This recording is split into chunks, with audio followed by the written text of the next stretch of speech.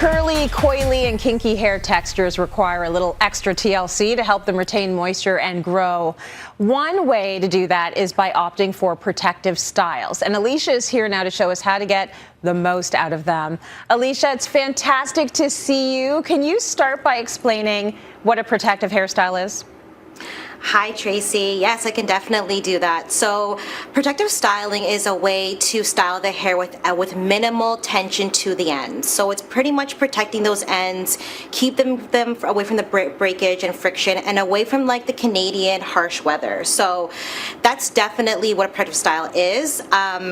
It's also great for clients and people that are transitioning from relaxer to natural curls. Their hair is way more prone to breakage, especially tighter textures as well. So that's what a protective style is. It's just putting those ends away and keeping them away from any kind of daily friction. Yeah, because we get harsh winters, harsh summers, so we do need a little bit of protection. You've got examples of some popular protective hairstyles to show us.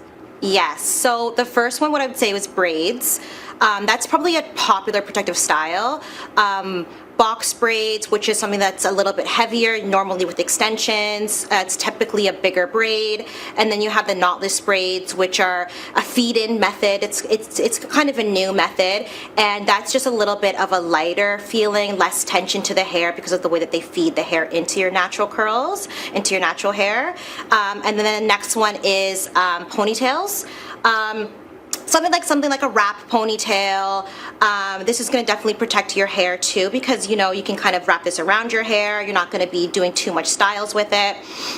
It's just the one simple style. It's something that you would want to do like maybe weekly. And then we have stuff like buns, bantu knots, two-strand twists. Those two-strand twists, you can do those with extensions or your natural hair. You're pretty much just kind of wrapping them together.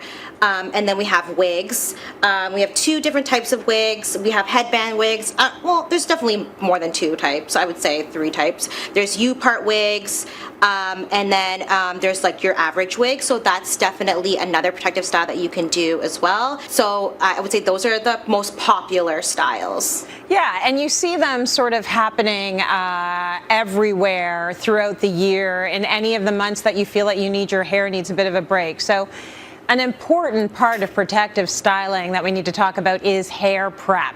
You want to make sure your natural hair is being taken care of properly. What do we need to think about when it comes to hair prep? You definitely want to go to your natural hairstylist if you're going to do a long-term protective style, something that's going to be, in your hair for about 3 or 4 months. So I would say go to your natural hairstylist, get them to give you a good wash, a good treatment, a good trim, and that's going to really help your hair flourish so that it's nice and healthy when you go into the protective style. And then you want to follow up with that same kind of method going to your hairstylist. And then if you're doing something that's like short term, I would say something that you're doing at home, something that's just going to last you a week, maybe a two-strand twist or some braids or something that you can do at home.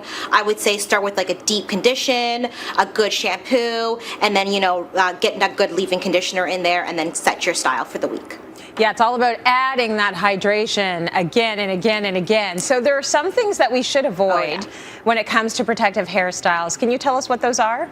Yeah, there's definitely a bunch. I know a lot of people think, protective styling, I don't have to do anything while my hair is not protective style, but you definitely have some things that you want to avoid. So one thing that you want to avoid is something that's super, super tight.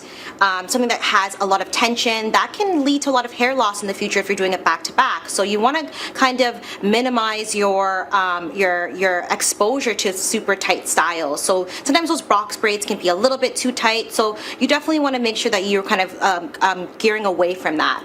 Another thing that you want to avoid is not hydrating your hair throughout that time. So you want to make sure that you're still hydrating that hair while it's in the protective style. Spritz it with a little water, a little conditioner. You really want to keep that hydration in the hair, because especially if you're using those extensions or if you're wearing a wig, that can actually suck up some of your natural oils. So you do want to make sure that you're hydrating your hair, especially if it's a long-term style.